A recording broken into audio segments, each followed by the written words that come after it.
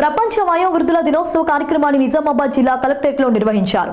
వృద్ధాశ్రమాల నిర్వాహకులు వయోవృద్ధుల సమక్షంలో అవగాహన కార్యక్రమం నిర్వహించారు. వయోవృద్ధులకు వినోద కార్యకలాపాలు, ఆటల పోటీలు, సాంస్కృతిక కార్యక్రమాలు నిర్వహించి గెలుపొందిన వయోవృద్ధులకు బహుమతులను అందజేశారు.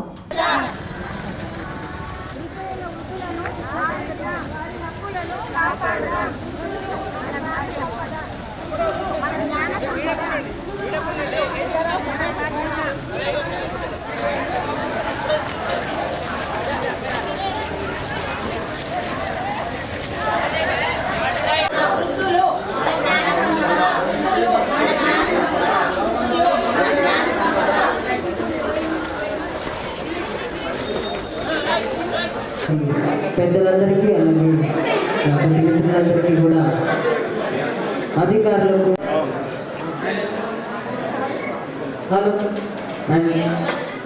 మేము జిల్లా సమాచార శాఖ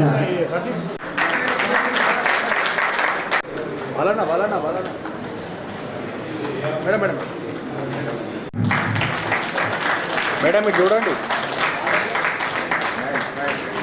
మేడం ఒకసారి కెమెరా కూడా చూడండి.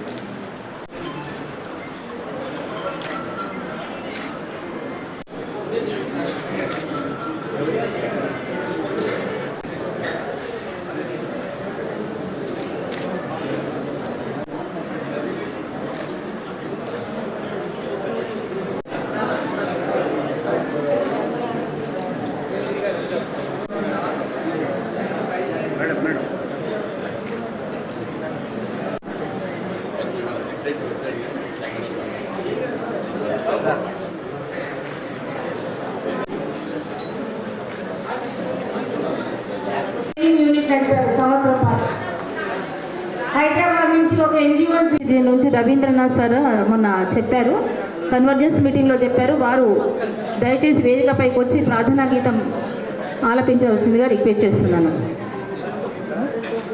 జైనయ్ నాయుడు మేడం గారిని వేదికపైకి స్వాగతం సుస్వాగతం. వారు ఎన్నో సాంస్కృతిక కార్య వారు పేరుగాంచారు. వారికి వేదికపైకి స్వాగతం సుస్వాగతం. and Secretary of Lions Club and Secretary of AWOPA. So ఈరోజు గణపతి మీద ఒక పాట పాడుతున్నాను ప్రార్థనా గీతంగా. ఏదైనా తప్పులుంటే నన్ను మన్నించండి.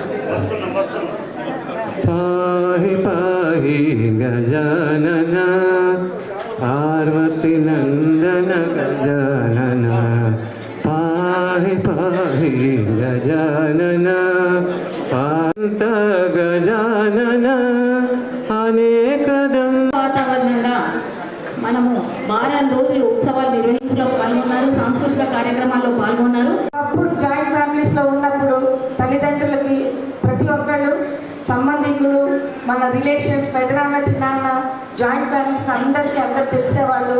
తాతలు, అమ్మమ్మలు, అమ్మ తరఫున తాతలు, నాయన తరఫున తాతమ్మలు, నాయనమ్మలు అందరూ కూడా మనకి పరిచయం ఉండేది. కానీ నేటి సమాజంలో అలాంటివేమి కూడా చాలా వరకు తగ్గిపోతుంది. ప్రపంచ వయోవృద్ధుల దినోత్సవము మనము 25 నుంచి 35 దాకా జరుపుకున్నాం. ఇప్పటిదాకా మా వాళ్ళు, మా సూపరింటెండెంట్ గారు అన్నీ కూడా వివరించినారు. ఈ యొక్క కార్యక్రమంలో ఎంతగానో తోడ్పాటు చేసినటువంటి ఈ అసోసియేషన్స్, ఫోరమ్స్ అందరికీ మరోవారు మనస్ఫూర్తిగా వారందరికీ ధన్యవాదాలు తెలియజేస్తున్నాను.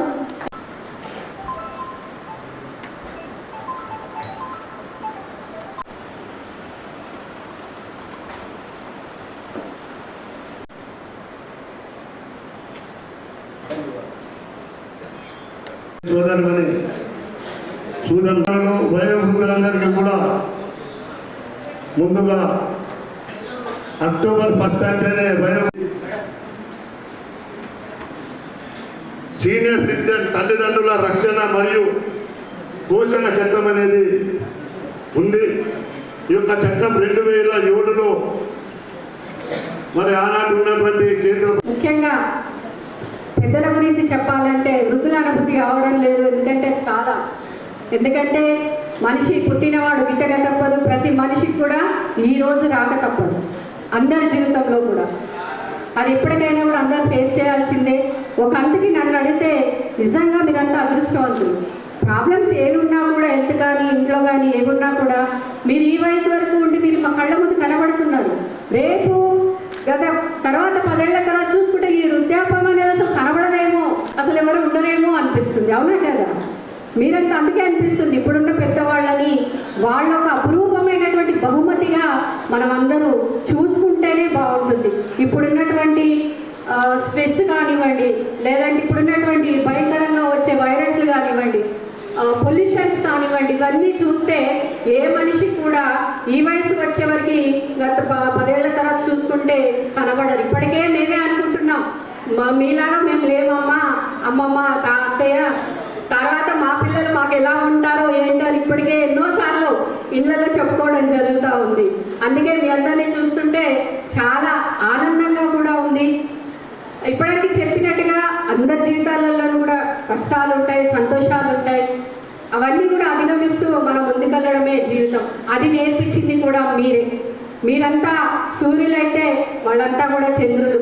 ఎందుకంటే జీవితంలో పుట్టిన ప్రతి బిడ్డ కూడా దారి చూపించడానికి ఆ సూర్యుడైతే ప్రపంచం అంతా ఎలా వెలుగునిస్తున్నాడో, మనిషి జీవితంలో వెలుగు నింపేది, తన జీవితాన్ని అంతా ధారపోసేది తండ్రి అయితే మరి గోరుముద్దలు తినిపిస్తూ జీవితం అంటే ఏంటి అని నేర్పిస్తూ, మంచి చెడు సంస్కారం అంటే ఇది చెప్తూ చంద్రుడిలాగా